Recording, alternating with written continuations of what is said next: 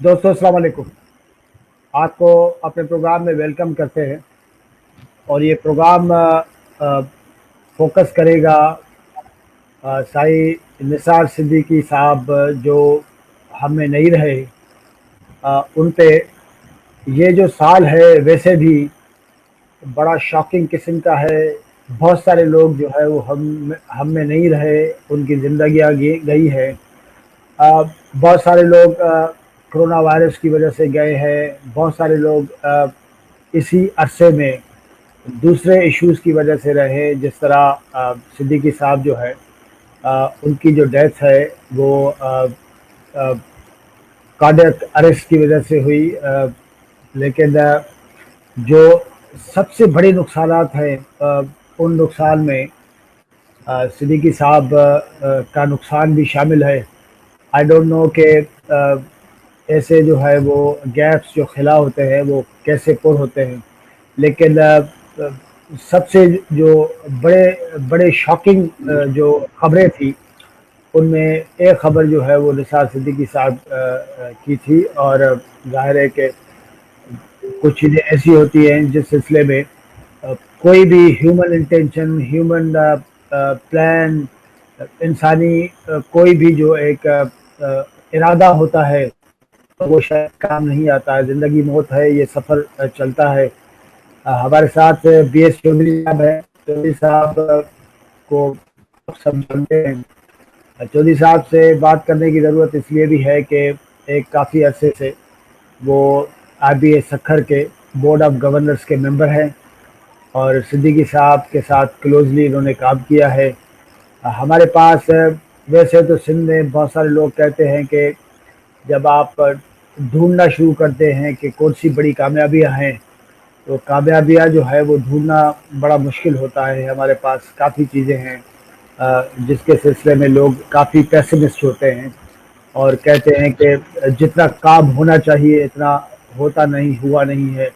लेकिन जो कामयाबियां वाज़े तौर पे नज़र आती हैं, उनमें एक बड़ी सक्सेस स्टोरी जो है वो आईबीए सखर की है और उसका पूरा जो क्रेडिट है वो निसार सिद्दीकी साहब को जाता है। साहिब चौधरी साहब, थैंक यू सो मच। मुझे तो समझ में नहीं आता कि कभी कभार कुछ जो है वो वाक़यात ऐसे हो जाते हैं, कुछ जो है वो लोग इस तरह छोड़ जाते हैं कि वो मतलब स्टनिंग हो जाता है, आदमी स्पीचलेस हो जाता है। आई डोंट नो, आपने एक अरसे से काम किया उनके साथ, क्या हाँ क्या जी हाँ शेख साहब, मुझे तो कल की बात याद आ रही है। पिछले हफ्ते जस्ट लास्ट वीक हमारी एचईसी हायर एजुकेशन कमीशन की जो मीटिंग थी उसमें ये दोनों दिन उन्होंने फ्राइडे सैटरडे, ये जो फ्राइडे सैटरडे गया इससे पहले वाला जो फ्राइडे सैटरडे था, उन्होंने फुली पार्टिसिपेट किया और हशाश बशाश नजर आए एज यूजुअल। ऐसे नहीं लग रहा था कि ये 76 के हैं और एक हफ्ते 10 दिन के बाद हमारे बीच में नहीं रहेंगे। ये तो बस इंसान की हयाती का वही है कि भरोसा नहीं है, पल की भी खबर नहीं है। लेकिन अगर उनके जो काम देखें, उनके जो विजन देखें, उन्होंने जो अपनी एक लाइफ स्पैन में जो चीजें जो this part of the world के यहाँ सोच भी नहीं सकता वो करके दिखाई कि एक बंदा जो ब्यूरोक्रेट है, जो सिविल सर्विसेज में है और कमिश्नर है, वो और एक पब्लिक स्कूल के 2 कमरे 1994 में किराए पे लेकर उसमें एक आईबीए कराची की वो एफिलिएशन के साथ कोर्स शुरू करता है और किसी को पता नहीं कि ये छोटा सा पौधा एक पाकिस्तान की नई दुनिया के नक्शे पे एक बड़ी इमर्जिंग यूनिवर्सिटी, एक एक आइलैंड की तरह एक उभर कर आएगी। तो ये एक चीज, ये उनकी एक पर्सनल क्वालिटी थी। उसकी वजह से कल से आपने देखा होगा कि उनकी जिस बंदे को पता चला है ये उनकी डेथ के बाद messages of love, affection, prayers, outpouring messages, वो इतने एक्सप्रेशन उनके साथ जो उनके स्टूडेंट्स, उनके कलीग्स, उनके ब्यूरोक्रेसी में, एकेडमिया में, हायर एजुकेशन के चेयरमैन ने उनका बाकायदा वो एक कोट डाला उसमें अपने कंडोलेंस मैसेज में कि whenever I use to listen talk with Nisar Siddiqui, वो कहते थे उनका मिशन यही था, how can we make tomorrow better than today. उनका ये था कि एजुकेशन में, बच्चों की तालीम में, बच्चों की तरबियत में, इनोवेशन में, हर चीज में जो कल हमारा है वो आज से बेहतर करना है। इस चीज की हर वक्त फिक्र रहती थी और हर वक्त उनके फेस पे एक स्माइल होती थी। मैंने जिंदगी में कभी उनके वो उस पे नहीं देखी। मैं एक छोटा सा मिसाल दे दूं, लास्ट ईयर मैं IEEE की एक कॉन्फ्रेंस में वहां की नोट स्पीकर था, आई कॉमेट के नाम से बहुत बड़ा इवेंट था। खुर्शीद शाह साहब एज ए उसके चीफ गेस्ट आने थे और खुर्शीद शाह साहब ने फोन किया शायद उनको कि मुझे 10 बजे इनॉग्रेशन थी, उन्होंने कहा मैं शायद 15 मिनट मुझे लेट हो जाएगी। तो निसार साहब ने उनको कहा सर आप कोई मसला नहीं है, आप हमारी 11:15 बजे जो इनॉग्रेशन के बाद टी ब्रेक होगी आप ज्वाइन कर लें, हम टाइम पे करते हैं। उन्होंने कहा गो अहेड। तो उन्होंने इवन इवेंट शुरू कर लिया एग्जैक्टली। वो टाइम के इतने पाबंद थे, इतने डिसिप्लिन थे। उनका जो पूरा एक स्लोगन था, क्वालिटी मेरिट एक्सीलेंस। अच्छा, स्लोगन तो हम सब लोग रखते हैं, बात शेख साहब ये है कि उसको फॉलो करना, उस पर अमल करना। और इनकी ये बात बहुत हर जगह एक एक्कोर्ड करती थी, एक हर जगह सुनाई देती थी के रिफ्लेक्शंस होती थी कि ये इन चीजों, तीनों चीजों पे ट्रू स्पिरिट से काम कर रहे हैं, ट्रू स्पिरिट से। तो आप बिल्कुल सही कर रहे हैं। मैं कहूंगा कि नॉट ओनली सिंध लेकिन एक पाकिस्तान ने एक एक्स्ट्रा ऑर्डिनरी एजुकेशनिस्ट, एक लीडर उसको खोया। और मैंने कल एक ट्वीट इंजीनियर एहसन इकबाल का पढ़ा और उन्होंने लिखा कि पाकिस्तान ने जो आज के दौर का एक सर सैयद अहमद खान था, Nisar Siddiqui contributed like that, उसको एक खोया है।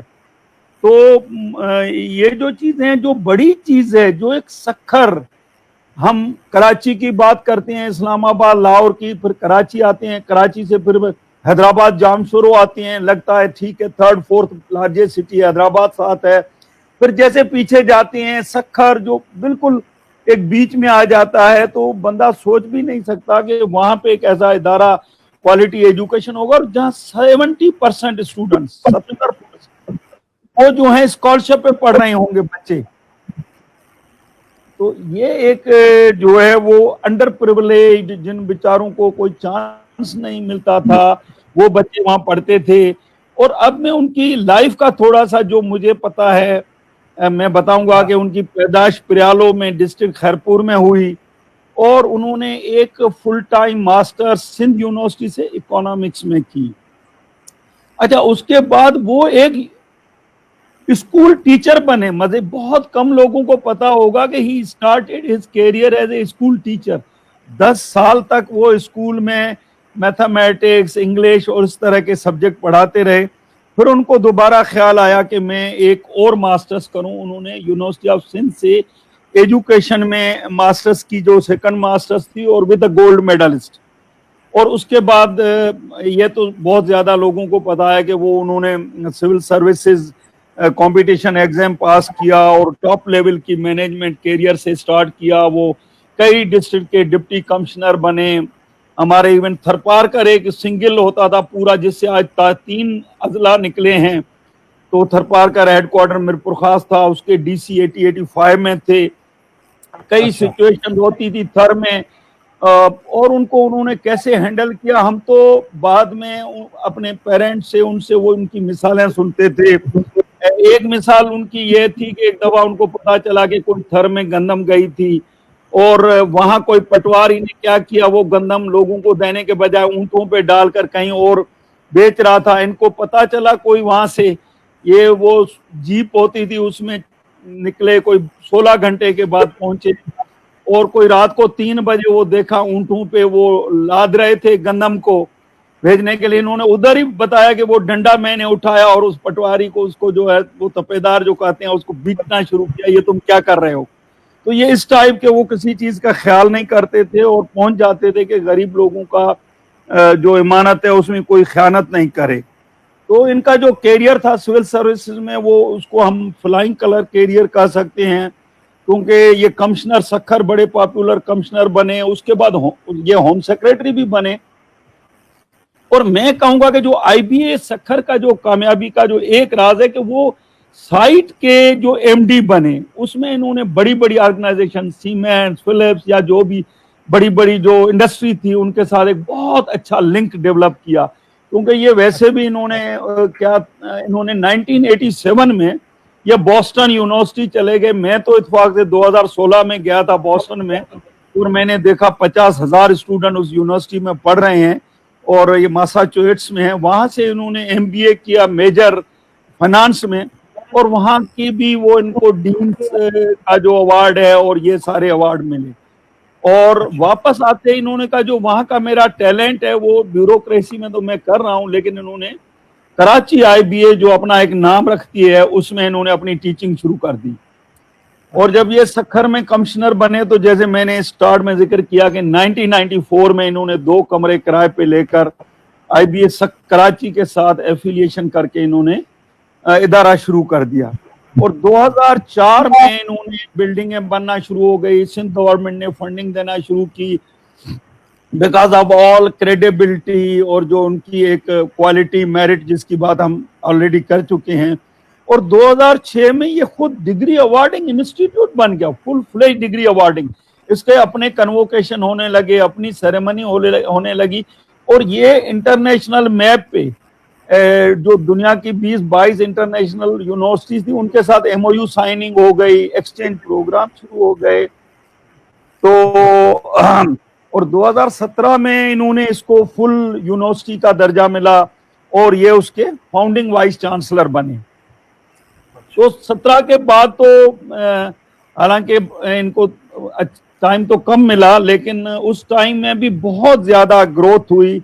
स्पेशली इन्होंने जो ऐसी एरियाज चूज की, आप सुनकर हैरान होंगे, इन्होंने रिन्यूएबल एनर्जी पे काम किया। इन्होंने एक डिग्री शुरू की मास्टर्स इन रिन्यूएबल एनर्जी, और जिसकी बहुत अशद जरूरत है इस मुल्क में, जहाँ हम विंड पे जा रहे हैं, हम सोलर पे जा रहे हैं, हम ऑल अल्टरनेट एनर्जी पे जा रहे हैं, लेकिन इस तरह का एक एक्सक्लूसिव प्रोग्राम कहीं पे नहीं था। उन्होंने इम्बार्क अपॉन दैट। उन्होंने एग्री बिजनेस फैसलाबाद यूनिवर्सिटी से कोलैबोरेशन से एग्री बिजनेस में एक डिग्री शुरू की कि 2 साल वहां पढ़ें, 2 साल बच्चे यहाँ पर पढ़ें। तो जिस चीज की कोई नई इनोवेशन देखते थे उस टाइप की ये चीज शुरू करते थे। ऑफ कोर्स इनके पास जो कन्वेंशनल इनका प्रोग्राम था, मैनेजमेंट साइंस बहुत पॉपुलर था, कंप्यूटर साइंस पॉपुलर था, इलेक्ट्रिकल इंजीनियरिंग, एजुकेशन, मैथमेटिक्स। और जो इन्होंने एजुकेशन, क्योंकि खुद टीचर रह चुके थे, उनको पता था कि एक हमारी जो सारी एजुकेशन है, और बाकी सूबों की भी कर लें, सिंध की कर लें, जो हमारी प्राइमरी एजुकेशन है या सेकेंडरी एजुकेशन है, उसके जो फ्लाज हैं वो सारे बिकॉज ऑफ क्वालिटी टीचर। कोई हमें अच्छा बीएड क्वालिफाइड नहीं मिलता, तो Sindh government trusted him a lot because of his quality and merit. और इन्होंने वो एजुकेशन के प्रोग्राम शुरू किए, सिंध गवर्नमेंट के जो टीचर्स की रिक्रूटमेंट टेस्ट वहां पे शुरू की। इन्होंने एग्जीक्यूटिव बिजनेस डेवलपमेंट सेंटर शुरू किया जो लम्स लाहौर के पैटर्न पे, एमआईटी के पैटर्न पे था। बहुत बड़ा सेटअप जिसमें आप खाना भी उधर ही है, आपके क्लासेस भी उधर हो रही हैं, ट्रेनिंग भी उधर हो रही है, आपका स्टे भी उधर हो रही है, और वहीं पे उसी में है। तो ये एक राउजिंग एग्जीक्यूटिव सेंटर लम्स में मैंने देखा था लाहौर में, और उस पैटर्न का, उस लेवल का इन्होंने उससे बड़ा ये बना दिया था। तो इनका यही चीज होती थी कि कहीं पे इनको कोई अच्छी चीज नजर आए तो ये उसमें एडवेंचर करते थे और बहुत सक्सेस हासिल होती थी। लोगों को यही होता था कि तो एक इंटीरियर में रहना, वहाँ के पॉलिटिकल चीजें, और इंटीरियर के बच्चे पढ़ने के लिए नहीं आते थे। तो ये मेरी एक दफा मैंने कमेंट्स इनके लिए सुने शम्स कासम लाखा से। शम्स कासम लाखा जो 32 साल मेरे आगा खान के प्रेसिडेंट है और हमारे कमीशन के वो भी मेंबर हैं, और उन्होंने कहा जो क्वालिटी निसार सिद्दीकी में थी, he was a big learner. जिस बंदे से अच्छी बात सुनता था वो कहता था मैं ये अडॉप्ट करूं। अच्छा, उन्होंने कहा कि एक दफा मुझे कह दिया कि भाई तुम आईबीए सखर आए और सर हमें जो है ना वो मशवरा दें कि मैं वहां जब IBA गया तो मैं निसार साहब ने बताया कि हमें क्वालिटी इंटेक नहीं मिल रहा है, इसके लिए क्या करें। तो शम्स कासम लाखा ने कहा भाई आप ये करें, आप जो स्कूल और कॉलेजेस को आप अडॉप्ट करना शुरू कर दें। जब तक स्कूल कॉलेजेस में आप ये नहीं शुरू करेंगे तो आप क्वालिटी बच्चे आपको नहीं मिलेंगे। तो उन्होंने क्या किया कि IBA के स्कूल शुरू कर दिया, IBA के कम्युनिटी कॉलेजेस इन्होंने शुरू कर दिए, जो हम US मॉडल सुनते थे कि अमेरिका में इस तरह की चीजें हैं, ताकि जो इंटेक वहां पे आए वो best of the best intake आए। फिर उन्होंने मतलब है कि कई जो आपको मिसाल दूसरी दूसरी यूनिवर्सिटीज में हम लोग अक्सर सुनते हैं बहुत सारे वाइस चांसलर से और टीचर्स प्रोफेसर से कि जो नीचे से स्टूडेंट्स आते हैं इंटर के बाद यूनिवर्सिटीज़ में, अब उनका वो लेवल नहीं होता, उन बच्चों का तो कसूर नहीं होता, लेकिन जो हमारा जो एजुकेशन सिस्टम है हम समझते हैं कि उसमें क्या क्या खामियां हैं, खराबियां हैं। लेकिन सिद्दीकी साहब ने ये किया कि वो एक पूरी अपनी अपनी स्ट्रीम बना के, ये जो गैप था कि जब यूनिवर्सिटी में स्टूडेंट घुसे तो उसमें वो कमी नहीं होनी चाहिए जो हमें सरकारी सरकारी जो है वो कॉलेजेस और स्कूलों से आए हुए बच्चों में मिलती है। लेकिन चौधरी साहब जो सबसे बड़ी बात मैं समझता हूँ वो ये कि अब हमारे पास स्कूल खोलो, कॉलेज खोलो, यूनिवर्सिटी खोलो, पैसे कमाओ, और एक अजीब मॉरलिटी जो है वो हमें नज़र आती है सोसाइटी में। सारे लोग पैसों के पीछे, अपनी पर्सनल जिंदगियां बनाने के पीछे हैं। बड़ी एक हद तक डिसऑनेस्टी का राज है। ऑनेस्ट आदमी को हमारी सोसाइटी में बड़ा पागल समझा जाता है, स्टूपिड समझा जाता है, अजीब किस्म की एक सूरत है। ऐसी सारी सोसाइटी में IBA जैसा एक इदारा बनाना, मैं समझता हूँ कि इससे बड़ी क्या बात हो सकती है। लेकिन जाहिर है कि सिद्दीकी साहब के आसपास भी लोग किसी न किसी तरीके से तो उनको फ्रस्ट्रेट करते होंगे ना, कि क्या सिद्दीकी साहब किस चीज में लगे हुए हैं जी, ऐसा नहीं होता है ये बिल्कुल सही है। देखें मैंने वो आपको मिसाल दी, देखें हमारे यहाँ अगर कोई कन्वोकेशन होता है, कोई चीज होती है तो कहते हैं कि भाई ये 6 घंटे लेट हो गया, इतना बड़ी सेरेमनी ये वो। तो उनको सिद्दीकी साहब की नेचर का पता होता था।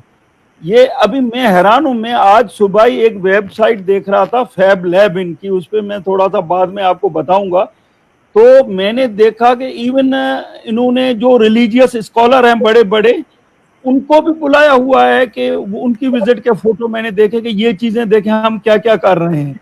तो मकसद है ये हर जो ये इन्होंने कम्युनिटी स्कूल जो कॉलेजेस खोलने से पहले, या जो ये इन्होंने जो स्कूल एजुकेशन, जो मैं आपको नंबर बताऊंगा, 40 स्कूल्स इन्होंने ऐसे ऑपरेट किए जो हमने BOG मीटिंग में देखा अंडर IBA। इन्होंने एक एक गांव में जहां स्कूल था वहां खुद डेलीगेट लेके चले गए, वहां उनको बताया कि ये इस स्कूल का ऑब्जेक्टिव क्या होगा, इससे क्वालिटी क्या इंप्रूव होगी, आप सबकी लाइफ क्या होगी। गांव का जो बड़ा वडेरा है, पॉलिटिशियन है या जो है, उनकी उन्होंने एक किस्म की एजुकेशन कर ली। ये उनका अभी भी मैंने लास्ट वीक भी देखा, 15 दिन पहले भी इनका एक डेलीगेट एक और गांव में गया हुआ था कि हम वहां पे अपना एक नया स्कूल खोलना चाह रहे हैं।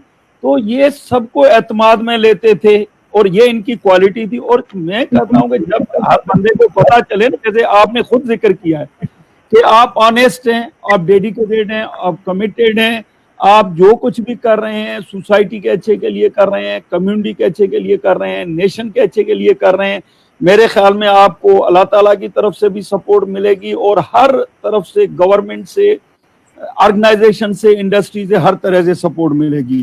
तो मेरे ख्याल में ये इनका सबसे बड़ी ये चीज थी। एक और चीज जिसमें बहुत कम लोगों को कामयाबी होती है, जो मैं आपको कहूंगा कि नेशनल इंटीग्रेशन प्रोग्राम हमारे मुल्क में बड़ी बहुत ज्यादा जरूरत है कि ऐसे प्रोग्राम होने चाहिए कि एक यूनिवर्सिटी में पूरे पाकिस्तान से बच्चे आए। लेकिन अगर हम बात करते हैं GIK की, अब उसकी 8 से 10 लाख अगर फी होती है तो एक गांव का थरपारकर का बच्चा कैसे वो अफोर्ड करेगा, या एक बलोचिस्तान तुर्बत का बच्चा कैसे अफोर्ड करेगा, तो गिलगित बाल्टिस्तान का कैसे अफोर्ड करेगा। तो इन्होंने क्या किया, उसमें एक प्रपोजल बनाया, इन्होंने शेयर किया OGDCL से कि मैं एक नेशनल टैलेंट हंट प्रोग्राम बनाना चाहता हूं। मैं क्या करूंगा, पूरे पाकिस्तान से 65 बच्चे मैं बलूचिस्तान से लूंगा, वहां गवर्नमेंट स्कूल्स में जो पढ़े हुए हैं, 65 में KPK से लूंगा, 65 में सिंध से लूंगा, 65 में पंजाब से लूंगा। उन्होंने ऐसी जबरदस्त डिस्ट्रीब्यूशन की जैसे सेनेट की सीट्स की डिस्ट्रीब्यूशन है। अच्छा, उन्होंने उसमें 40 गिलगित बाल्टिस्तान के लिए भी सीटें रखी। पूरे पाकिस्तान में वो टेस्ट कंडक्ट कराते थे और 300 बच्चे, जो कोई बच्चा, मैंने अब उनका इंटरव्यू पढ़ रहा था, एक बच्ची तुर्बत से आई है और उन्होंने जो इंटरव्यू दिया है, मैं तो सुनकर हैरान हो जाता हूँ कि क्या इन्होंने कितने लोगों की फैमिलीज की जिंदगी चेंज की होगी, कितने खानदान जो है वो चेंज किए होंगे। तो इन्होंने ये प्रपोजल OGDCL को भेजा, OGDCL ने उसको पूरा फुली फंडेड इंडोर्स किया। 300 बच्चे ये लेते थे, 2016 से इन्होंने शुरू किया।